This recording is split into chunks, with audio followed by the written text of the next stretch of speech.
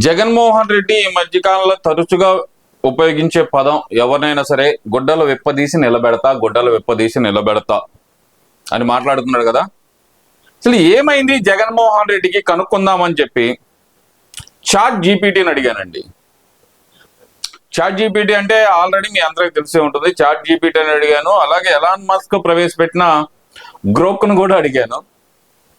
కొన్ని పచ్చి నిజాలైతే కనుక చాట్ జీపీటీ అనేది బయటపెట్టిందండి. జగన్మోహన్ రెడ్డికి ఎలాంటి ప్రవర్తన ఉందో దాని గురించి క్లియర్గా అడిగితే భయంకరమైన నిజాలు, జగన్మోహన్ రెడ్డి గురించి భయంకరమైన నిజాలు అయితే బయటపెట్టిందండి. గుడ్డలు విప్పదీసి నిలబెడతా అని మాట్లాడటం సాధారణంగా అర్థం చేసుకున్నప్పుడు అనవసరంగా, కోపంగా, తీవ్రమైన హెచ్చరికలతో కూడి మాట్లాడటం అని చెప్పి భావించవచ్చు. కానీ ఇది ఎవరైనా తరచుగా సందర్భానికి అసందర్భంగా తీవ్రంగా మాట్లాడితే ఇది మానసిక ఆరోగ్య సమస్యలకు జగన్మోహన్ రెడ్డి ఇది మానసిక ఆరోగ్య సమస్యలకు దారి తీయొచ్చు, ఆరోగ్య సమస్యలకు సంకేతం అని చెప్పి చాట్ జీపీటీ అయితే బయటపెడుతుందండి.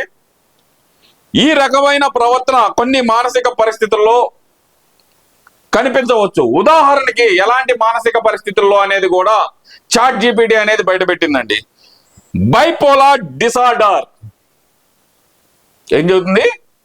నెంబర్ 1 బైపోలార్ డిసార్డర్ అంటే ఒక మానసిక సమస్య ఏదైతే ఉందో అందులో నెంబర్ 1 వచ్చేసరికి బైపోలార్ డిసార్డర్ అనే మానసిక సమస్య ఉన్న వ్యక్తికి, మేనియా దశలో ఉన్న వ్యక్తి అసాధారణంగా, ఉత్సాహంగా, కోపంగా లేదా ధైర్యంగా మాట్లాడవచ్చు అంటండి. ఇది ఒక కారణం అయితే కనుక చాట్ జీపీటీ చెప్తుంది. అలాగే చూస్తే కనుక స్కిజోఫ్రెనియా రెండోది, స్కిజోఫ్రెనియా అంటండి. స్కిజోఫ్రెనియా రెండోది. హెల్యూజినేషన్ అంటే అక్కడ లేనిది ఉన్నట్టు, ఉన్నది లేనట్టు. హెల్యూజినేషన్ లేదా డైల్యూషన్ అంటే, హెల్యూజినేషన్ అంటే లేనిది ఉన్నట్టు, డైల్యూషన్ అంటే ఉన్నది లేనట్టు అని భావించే వ్యక్తికి అసాధారణంగా అలాంటి మాటలు అయితే వస్తాయి అంటండి. రెండో కారణం అది రెండో కారణం అయితే కనుక చాట్ జీపీటీ చెప్పింది. మూడోది వచ్చేసరికి ఇంపల్స్ కంట్రోల్ డిసార్డర్ అంటండి. మూడో కారణం చాట్ జీపీటీ చెబుతున్నా, మూడో కారణం ఇంపల్స్ కంట్రోల్ డిసార్డర్ అనేది ఒక కారణం అయితే చెబుతుంది. దీనిలో కోపాన్ని నియంత్రించలేకపోవడం, అశాంతిగా ఉండటం, బెదిరింపు ధోరణిలో మాట్లాడటం అంటండి.